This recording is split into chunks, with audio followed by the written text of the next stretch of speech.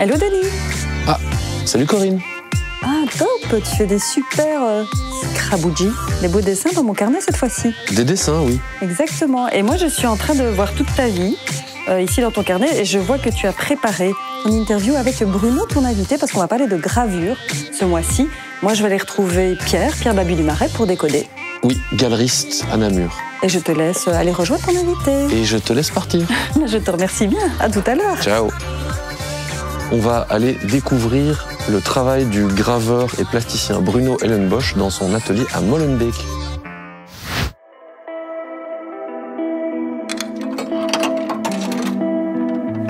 Bonjour, Bruno Hellenbosch, artiste, graveur, plasticien. J'habite Molenbeek, professeur en 75 depuis peu. C'est un parcours qui a commencé d'abord par le dessin, la peinture. Et dans un second temps, je me suis intéressé à toutes les techniques qui mènent à l'image imprimée, dont la gravure sur bois. La gravure est une technique de reproduction qui date de l'époque de Gutenberg, assez ancienne. On utilise une matrice, une planche en bois, on encre et on met une feuille de papier et avec la pression, on va obtenir une image qui sera inversée.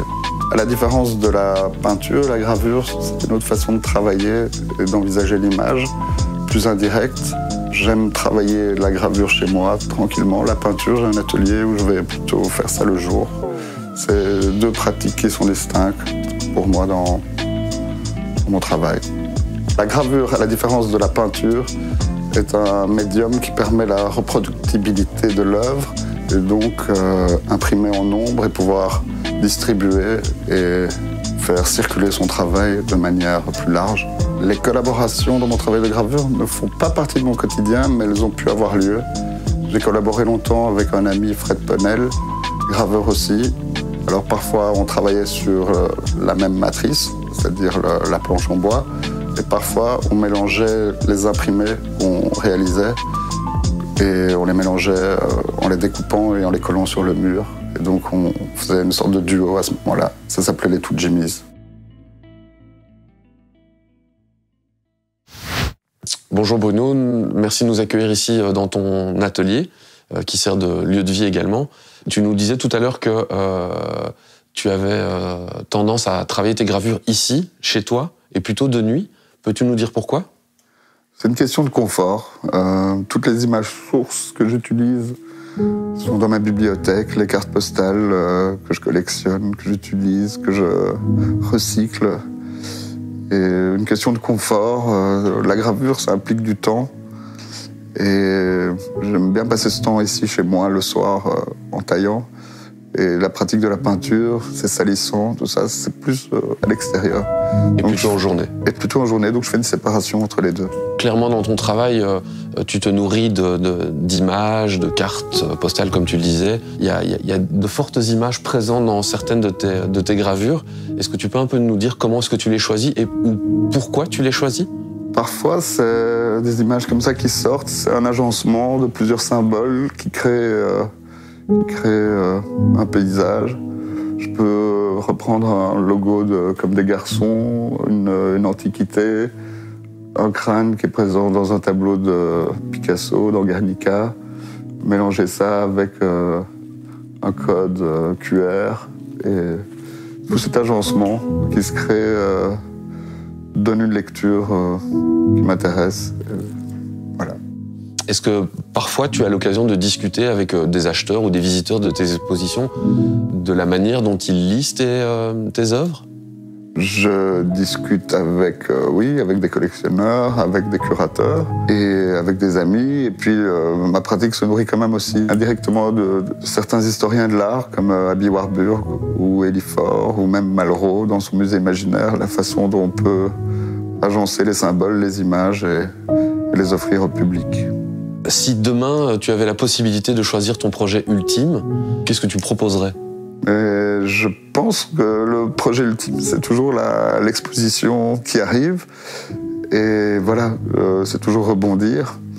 Et le projet ultime, il n'existe pas. Enfin, et l'expo suivante est déjà, tu sais déjà de quoi tu parles ? Elle est prévue, c'est dans une galerie à Bruxelles. Et je suis en négociation avec un musée pour une prochaine exposition. Mais ça, je vous dirai quoi bientôt. Est-ce que dans ta pratique de la gravure et dans ta pratique de la peinture, est-ce qu'il y a parfois des ponts qui existent? Voilà, la gravure demande tout un tas de matériel, notamment une presse, là où la peinture ne demande pas ce genre de matériel. Est-ce que parfois tu mixes les deux? Alors, non, je ne mixe pas les deux. Ma peinture est très très colorée. Donc, comme tu l'auras remarqué, mes gravures, c'est du noir et blanc avec la teinte du bois. Je pense que dans le fait du recyclage, comme je recycle des images dans mes gravures, que j'agence, que j'assemble, dans ma peinture, je peux récupérer des matières, des vieux imprimés, faire des collages. Donc l'idée du recyclage est peut-être ce qui crée le lien et la façon dont on agence des éléments qu'on trouve, qu'on colle, qu'on agence ensemble. Donc ce serait ça le lien à mon avis. Mais je n'utilise pas la gravure dans la peinture ou l'image imprimée de cette façon-là.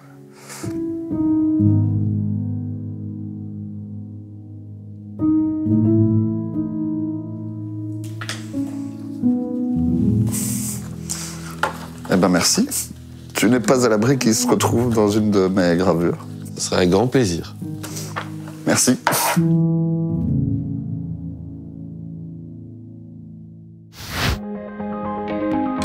La gravure. La gravure. Oui, je sais ce que c'est que la gravure, il me semble. Hein. Gravure, non.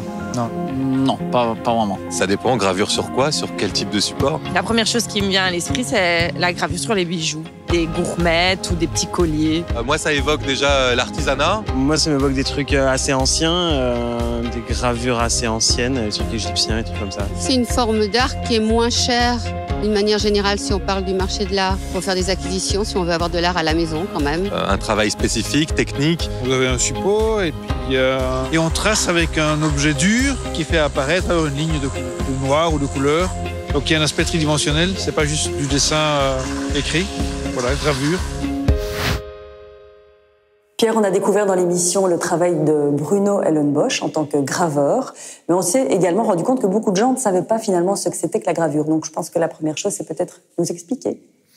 Alors si on doit donner une définition relativement simple, je dirais que la gravure, c'est l'ensemble des techniques qui utilisent l'incision ou le creusement pour produire un visuel sur un support, tout simplement. D'accord. Et si tu dois détailler un petit peu plus? Alors si je dois détailler, je dirais qu'il y a deux grands procédés qui prédominent la gravure.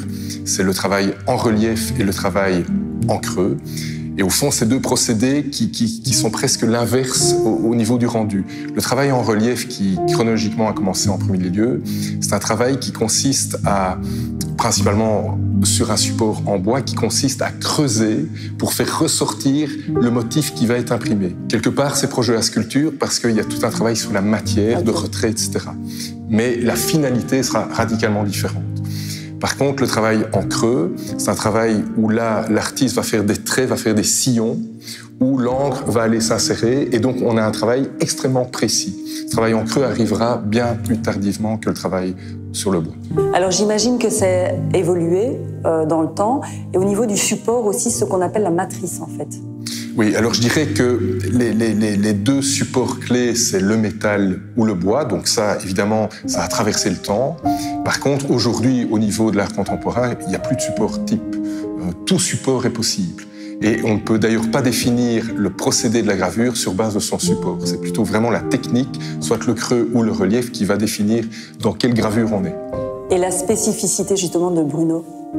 Mais je dirais que la spécificité du travail de Bruno, c'est en tout cas le travail sur gravure sur bois est très intéressant parce qu'à la fois il y a un rendu médiéval et à la fois il va y insérer des éléments street art ou très contemporains, ce qui donne quelque chose d'anachronique et de très personnel. Est-ce qu'on peut faire ressortir certaines choses comme des émotions, etc., plus sur une gravure que sur de la peinture, par exemple? C'est totalement différent. Donc j'ai envie de dire oui.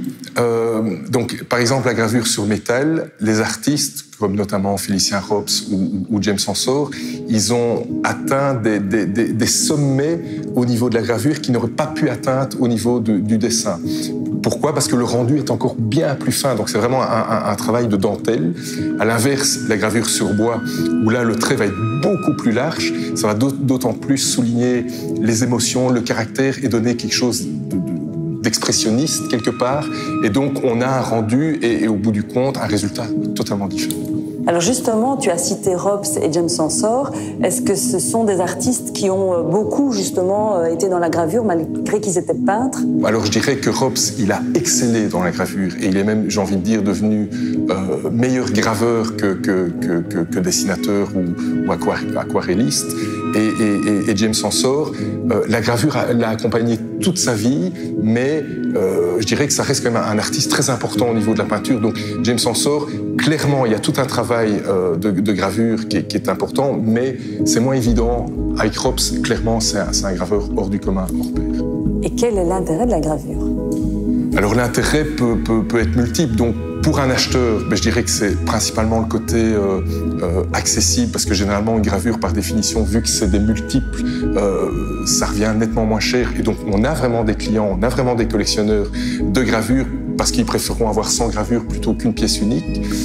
Pour le galériste, ça permet de montrer un autre aspect de la production de l'artiste et en même temps quand même de toucher un public plus large. Donc ça, c'est très, très agréable. Et je pense que pour l'artiste, c'est simplement explorer d'autres voies d'art plastique et de s'amuser, parce que gratter le bois ou gratter par exemple une plaque de cuivre, c'est pas du tout la même sensation que de dessiner ou peindre. Donc ça va évidemment utiliser d'autres compétences qu'ils ont. Et notamment, on a l'impression qu'on ne peut pas se rater avec ce genre de choses. Attention, que ça donne cette impression-là, mais il y a toujours moyen de corriger. Par contre, il y a un dernier type de gravure qui est la gravure sur plat.